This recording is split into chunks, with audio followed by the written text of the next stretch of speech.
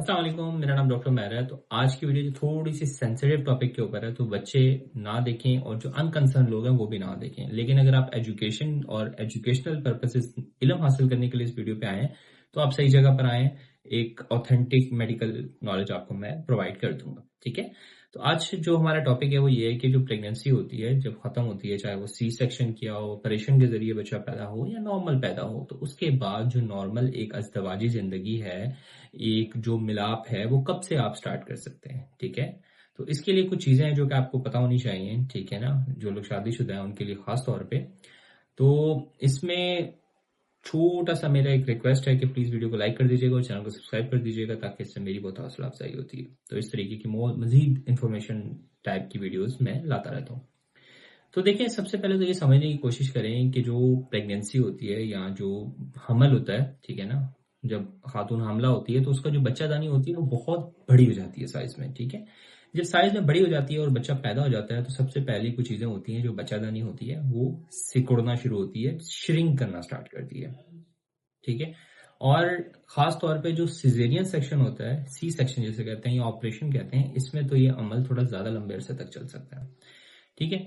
तो अब होता क्या है कि जब तक वो बच्चादानी सुकड़ती है और उसके अंदर जो एक्स्ट्रा चीजें, ठीक है ना, यानी कि क्योंकि देखा बच्चे को 9 महीने तक पेट में रखना था, तो जो पेट ने अपने अंदर चेंजेस लेकर आया था, ठीक है, वो चीजें जो कि कुदरत ने पेट के अंदर रखी ताकि वो बच्चे को अफोर्ड कर सके, ठीक है, वो चीजें आहिस्ता आहिस्ता वापस रिवर्स होना शुरू हो जाती हैं।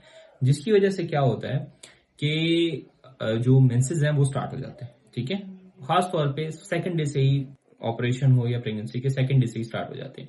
होता क्या है कि जो एक्स्ट्रा गोश्त कुदरत ने, और जो बच्चादानी बड़ी होती है, जब वो सिकुड़ना शुरू होती है, तो जो एक्स्ट्रा गोश्त और एक्स्ट्रा जो चीजें होती हैं, ठीक है ना, गोश्त, वो खून की सूरत में बाहर निकलना स्टार्ट हो जाती हैं। और ये तकरीबन अमल 40 से 50 दिन तक चल सकता है, ठीक है।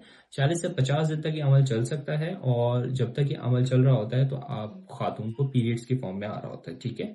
तो जब ये पीरियड्स का अमल कंप्लीट हो जाए, ठीक है, कंप्लीट हो जाए, तकरीबन ये 1.5 महीने तक रहता है, 40 से 50 दिन तक रहता है, ठीक है। जब ये कंप्लीट हो जाए, उसके 2 दिन बाद से आप अपनी नॉर्मल अज़दवाजी जिंदगी स्टार्ट कर सकते हैं। इट इज सेफ, ठीक है। लेकिन एक बात याद रखिएगा, अगर जो है वो बेबी ऑपरेशन से हुआ है, तो कम से कम 2 साल का वक्फा जरूरी है। वरना दूसरे ऑपरेशन के अंदर होता क्या है, क्योंकि बच्चादानी के अंदर टांके लगे हुए होते हैं, और उन टांकों की वजह से होता क्या है कि जब बच्चा प्रेशर डालता है बच्चादानी पे, तो अगर 2 साल का वक्फा नहीं होता, तो ये बहुत ज्यादा चांस होता है कि जो बच्चादानी है वो फट सकती है, तो माँ की जान को खतरा हो सकता है। 2 साल का वक्फा बहुत जरूरी होता है। अब वक्फे के लिए मुख्तलिफ चीजें आप कर सकते हैं, 3-4 मेथड्स हैं जो कि बहुत सारा यूज किए जा सकते हैं।